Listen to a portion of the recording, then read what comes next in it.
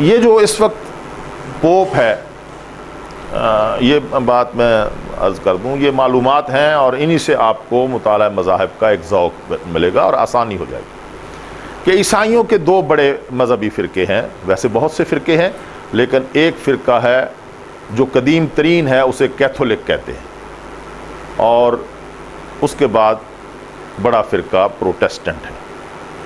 Catholic کیا ہے؟ Protest کرنا، احتجاج کرنا۔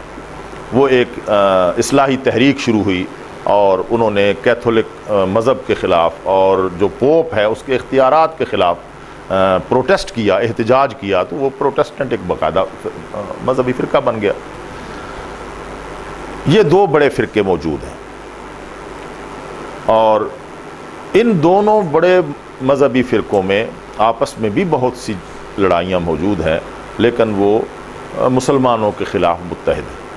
کیتھولک فرقے میں پوپ ہوتا ہے بڑا، جیسے ہمارا امام مسجد حرام ہے، امام مسجد نبوی ہے، یہ مؤذن ہے، یہ امام ہے، یہ خادم ہے، یہ خطیب ہے، یہ خطیب پاکستان ہے، یہ خطیب اعظم ہے۔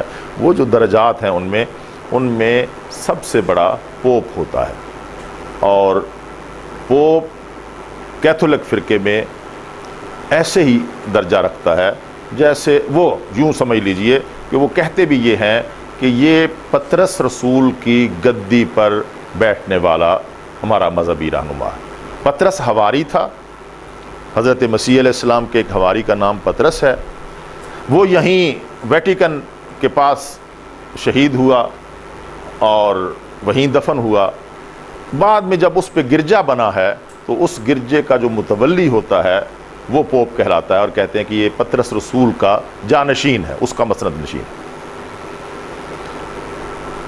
اس وقت جو پوپ ہیں، ان سے پہلے ایک پوپ تھے، ان سے پہلے مشہور عالمی پوپ تھے، پوپ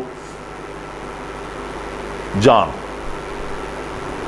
وہ ہندوستان، پوری دنیا میں پوپ پال، جس کو پوپ پال بھی کہتے ہیں، تو وہ پوری دنیا کے مزے کی بات آپ کو بتائیں کہ آپ کو احساس ہونا چاہیے کہ جس طرح ملک تسلیم کیے گئے ہیں، اسی طرح ویٹیکن کو بھی ایک ریاست کے طور پر تسلیم کیا گیا ہے، اور ہر ملک میں ان کا سفارت خانہ موجود ہے، ویٹیکن کا مذہبی سفارت خانہ۔ لہٰذا پوپ کو جہاں کہیں دنیا میں جائے گا اسے ایک سربراہ مملکت کا پروٹوکول دیا جائے گا، اس کا استقبال اس طرح ہوگا۔ حکومتیں مجبور ہیں کہ اس کے رہن سہن کا، اس کی سیکورٹی کا انتظام اس طرح کریں جس طرح کسی دوسرے ملک کا سربراہ آتا ہے تو وہ اس کا استقبال کرتے ہیں۔ پوپ کو یہ درجہ حاصل ہے اور ہر ملک میں اس کا سفارت خانہ موجود ہے۔ وہ پوپ پال جان جو ہیں وہ دورے پر آئے تھے، تو ہندوستان میں، بھارت میں انہوں نے جو تقریر کی تھی اپنے دورے کے اختتام پر، اگر آپ احساس فرمائیں گے تو میرے اور آپ کے لیے، میں سمجھتا ہوں کہ مطالعہ مسیحیت اور مسیحیت کا تعاقب کرنے کے لیے یہی بات کافی ہے۔ اس نے یہ کہا کہ پہلے 1000 سالوں میں، چونکہ اب ان کا تیسرا سلسلہ چل رہا ہے نا، 2014 اب چل رہا ہے نا، 2014 یعنی 1000 2000، ہمارے 1435 ہجری ہے اور وہ ہم سے 500 سال بڑے ہیں۔ 1000 سال گزر گیا، دوسرا 1000 سال گزر گیا، اب تیسرا 1000 سالہ جو ہے ان کا دور شروع ہے۔ اس نے یہ کہا تھا کہ پہلے 1000 سالوں میں ہم نے یورپ کو فتح کیا، عیسائیت، پورے یورپ پر ہم نے اس یسوع مسیح کا پرچم لہرایا۔ دوسرے 1000 سالوں میں ہم نے افریقہ کو فتح کیا، اور اب تیسرے 1000 سالوں میں ہم ایشیا کو فتح کریں گے۔